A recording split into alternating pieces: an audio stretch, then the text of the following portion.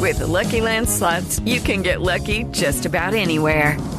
This is your captain speaking. We've got clear runway and the weather's fine, but we're just going to circle up here a while and get lucky. No, nothing like that. It's just these cash prizes add up quick. So I suggest you sit back, keep your tray table upright, and start getting lucky.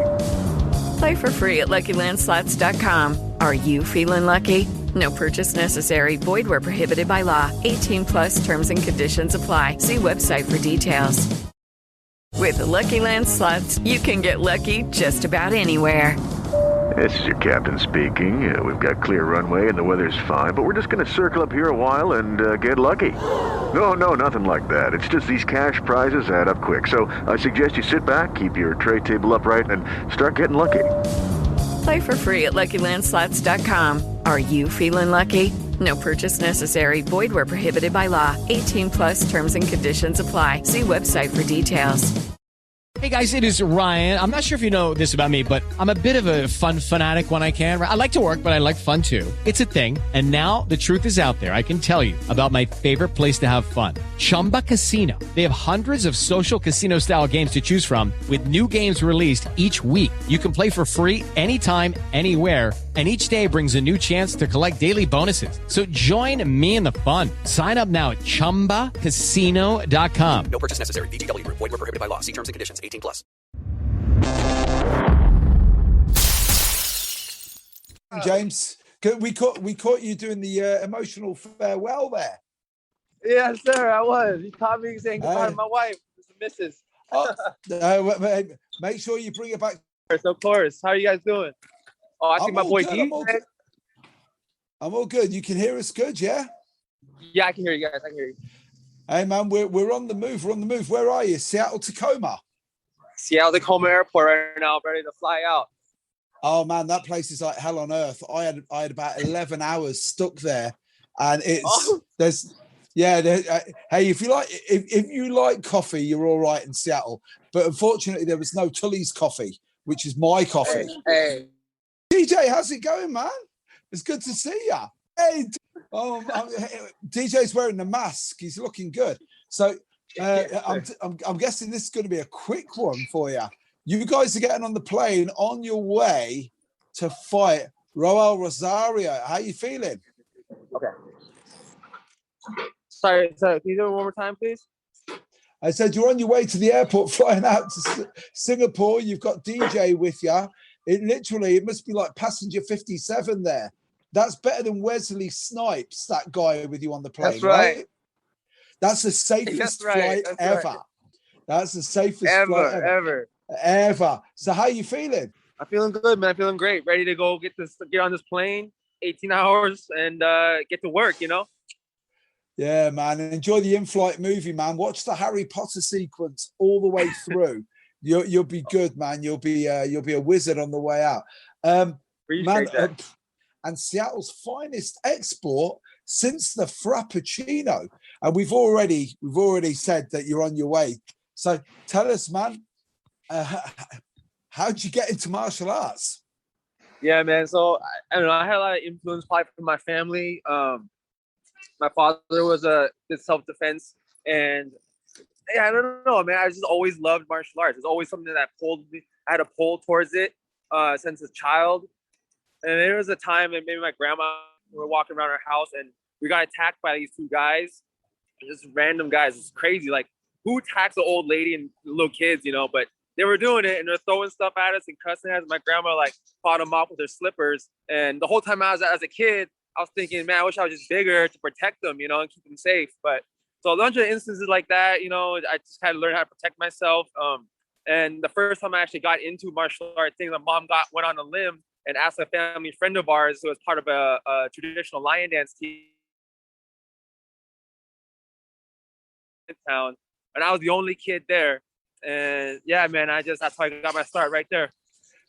Yeah, but like the start does sound like it literally is like a movie plot, that you're the only kid in this dingy garage with a bunch of bouncers and ex-military guys, and it sounded great. How long were you training there before you literally did become like a movie star? Because you went to the Shaolin Temple. I don't know. There were OGs of the Vietnamese Chinese community. and they all did lion dance, and we all performed together, and they kind of groomed me through that time until I was about 17 years old. And I left my home and went to China for 4 years. And 3 of those years, I was at a Shaolin Martial Art Academy where I stayed up in Northeast China, isolated away from civilization. But the closest city was about an hour away.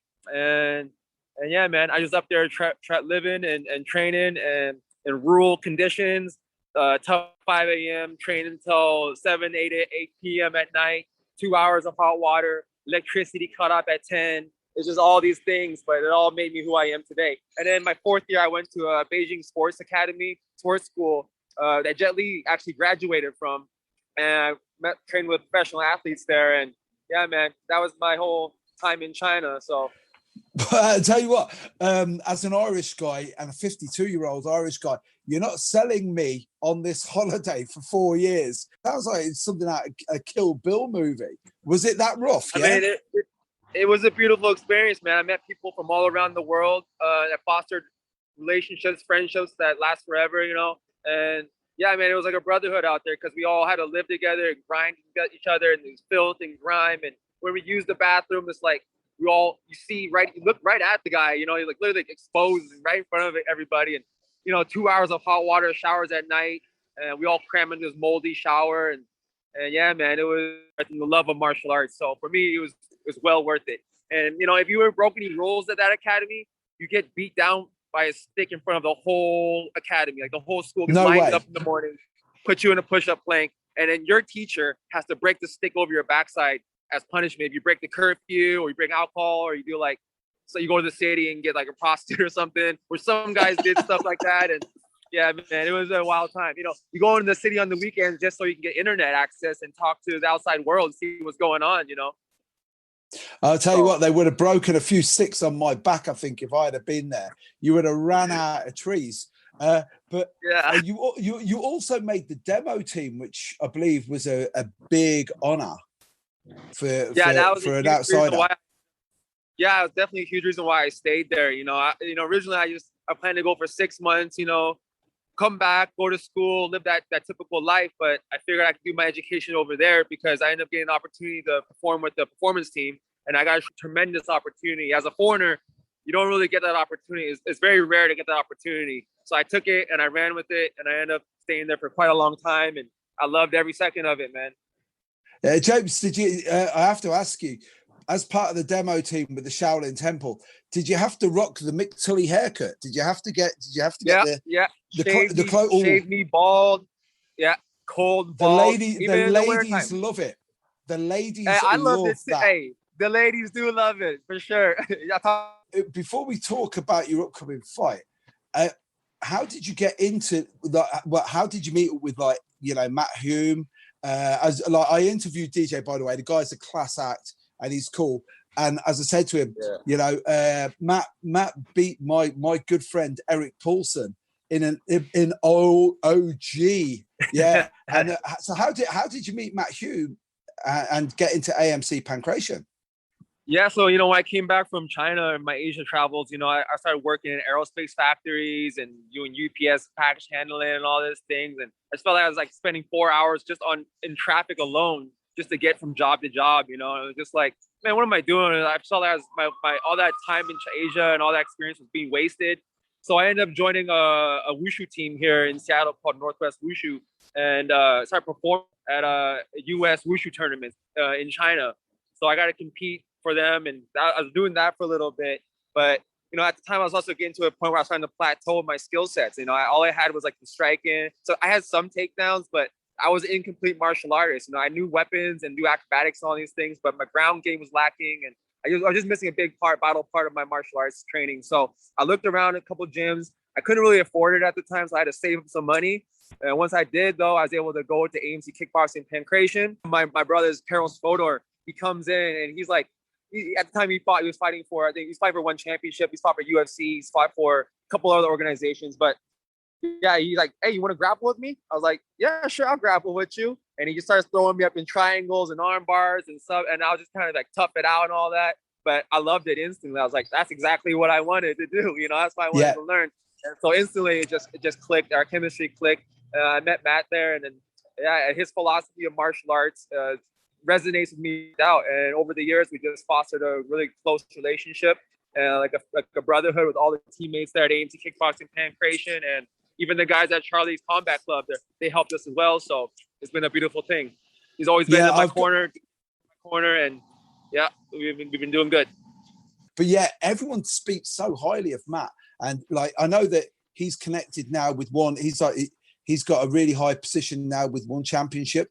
So obviously, with your connections with like being DJ's training partner, and then obviously with Bibiano as well, was Matt instrumental in getting you into the one championship? Did he get you this fight? Yeah, well, the original plan was that, I was building all this momentum up a few years back, and I was going to go into One Warrior Series and get my fights through there and earn my keep into one. So as you could say, but then the pandemic happened and everything popped off, and then I got locked up for a couple of years. So just because of the events of everything that happened, I was able to get to earn my keep. That's what I got to do. I just feel what it is I'm a bounty hunter, and this guy's a bounty on this guy, and I got to go collect it. Yeah, but I was doing some research on you today, and the bounty hunter thing came up, and I was immediately thinking, because I would never say this to his face, but DJ is a bit of a geek, right? He's a gamer, he's into sci-fi and stuff like this. And as soon as you said that you're a bounty hunter, I immediately thought of this guy from the Northwest dressed like Django Fett, and just going, yeah, I'll take anyone. So that's a good link into your upcoming fight now. So as you're getting ready for your fight now against Roel, he's a game Filipino guy. There's no easy fights in pro MMA. So yeah, so game plan, or what are you thinking? How do you think this is going to go? Yeah, it's going to be an exciting fight. That's all I'm going to say. I just look forward to going forward out there and look for the finish. That's what I'm doing every time. So titles in the Philippines, and he's a southpaw with a big left kick. But I can't give away too much of my game plan. But yeah, it's going to be a good fight. I can't wait for it. Yeah. I noticed as well that you said that you were very insightful in, that to sell yourself in this sport is to become a fan favorite and to do like highlight reel level stuff. Everyone knows that jumping armbar from DJ. Everyone knows the Pettis Showtime kick, so you're looking for a finish all the time. And this is going to lead me into something now, and it's quite a ham-fisted link, but I've got to do it anyway. Talking about exciting fights, right? If you're going to come back from like a contentious loss, and you are, in my opinion, the greatest of all time, and you're going to go into a fight and it's going to be a 4-rounder. First round's Muay Thai, the second round's MMA, the next round, if it goes there, is Muay Thai, and then it's MMA again. Like, this is like, I feel like we've got, when you go on when you go Call of Duty and you're just respawning all the time. Like, this is just like, Chatri Sidyotong is either a genius, an evil genius, or a visionary, because this is going to change everything. That's right. One championship, once again, is innovating the entire game of MMA. Once again, they're doing it. So, yeah, I think we get more fights just like me personally. If I was given the choice in 3 years, or go right, okay, guess what? MMA. Then it's going to be Muay Thai. And like, the thing is as well, this is the crazy one. Rodtang, that's like Cyan Chai level. Like DJ's he hasn't picked anyone easy for this. For this, this is going to be something else. This is fireworks, man. What? Obviously, we both know the prediction, but what do you think? How do you think that fight's going to go? DJ strikes too, so we're going to have to see how it all plays out. But man, I think it's 3-minute rounds as well, so it's going to be a sprint from start to finish each round. It's not dancing around or anything like this. It's going right for it. So it's going to be fireworks. Each guy's going to play to their strength, because again, when I was doing the research, a couple of guys, because there was murmurs on the internet about something coming up, and you were like, I can't say anything, and curveball gets thrown at us, and you're like, what the hell? It's unbelievable. Right, so I've got a couple of questions, and then that's it, right? First of all, you're from Seattle, which is the one-time home of Bruce Lee. And I know 206. it's such a cliche, but how much of an inspiration was that guy on you? It's huge, man. It's huge. My father was really, really big on him, and he imparted me a lot of the wisdom and like self-defense strategy, not to look for trouble, but if ever approached you, you're always allowed to protect yourself, with full force. So I mean, Bruce Lee was a huge inspiration, impact to me as a child growing up as well, just because as a kid growing up here, there wasn't a lot of people that looked like me doing anything like that. So he was a huge innovation to the world, and he put us out on the map, the Asian guys on the map there for sure. In Hollywood and any innovative martial art. I mean, he's almost like the grandfather of MMA. Before Pankration and MMA came around, like he was the first to, that's better than your style. You only learn from me. And he was like, you gotta learn from everybody, learn everything that you can, and combine it all together. And so that was really something that's needs to be talked about more often. Well, you hit on something. One of the things while I was doing my research about you was I was saying to Will, who's my producer, when I interviewed DJ, it was so refreshing because when you meet somebody that you hold in high esteem and then they work out that they're not a douchebag and they're really, really cool guys and they're like true martial artists, it was just so refreshing. And then when I looked at everything about you, it's like, in the MMA world, you're a bit of an anomaly because you are a true martial artist. Like the whole the philosophy behind it, the fact that it should enrich every other aspect of your life. Please don't ever do this to me, James, but don't buy a Rolls Royce and a fur coat and then become Seattle's version of Conor McGregor, because you are an anomaly. Do you think that's from your family, or is this from martial arts, or where have you picked this up from? I think it comes from both my grandmother, my family, my parents, and from martial arts, and all the people that I've come across in my martial arts journey. Of course, my teammates and everyone, my coach, it all makes a big factor. But you show me your best friends, your 5 people you hang out the most, and I'll show you who you are. That's how it is. And so I surround myself with the right people, a close circle, and that's it. So I've got 2 more questions for you, right? First of all, as a martial artist, who would your dream matchup be against? Ooh, dream matchup? That's too many, man. That's just too many. It could be a tag team. This could be a new format. You can pick 5 of them. They come in fresh, like a Shark Tank. I'd fight The Rock. Oh, the most electrifying man in sports entertainment. Yeah, I would. Who could get? I mean, I'd take Jake Paul out right now in MMA. Right now, I'd smoke him right now. Just gonna be talking all that crap. Yeah. Yeah, I'll tell you. I'd go for fight, but yeah. Yeah, I would go for The Rock when he was Flex Kavanaugh. So he had no skills. He had that awful hair. Jake Paul or Logan Paul any day of the week, just for the payday. Just for payday. And here's the last question. Just to shut him up, too. Yeah, oh, definitely. Well, this is the thing, man. You give those YouTubers, you give them like 80 million followers, and there's 80 million fools that will listen to them. But there's 80 million that will pay to watch them get beat up as well. So this is the last question, and it's a pretty heavy one. You can ponder on this on your 18-hour flight. What would you like to be remembered for? As we remember for being someone that inspires people to chase their dreams and go after their passions and not to give up on themselves and to express themselves fully. And that's it. That's all I'm trying to do here. No, I tell you what, I'm very mindful of trying to cut it a little bit short for the simple reason that you're outside of Seattle-Tacoma Airport.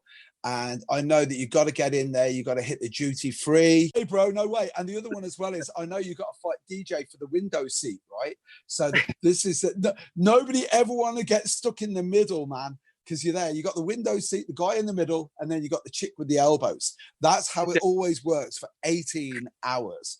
But safe travels. I'll see you on the winning side. And it was an absolute pleasure. And I know I'm very mindful of you getting on the plane, and Homeland Security, man.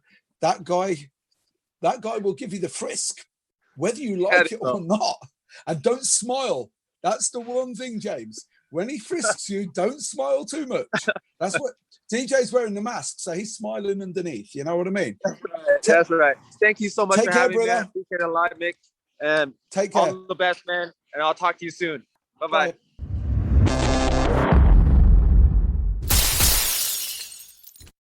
Sports Social Podcast Network.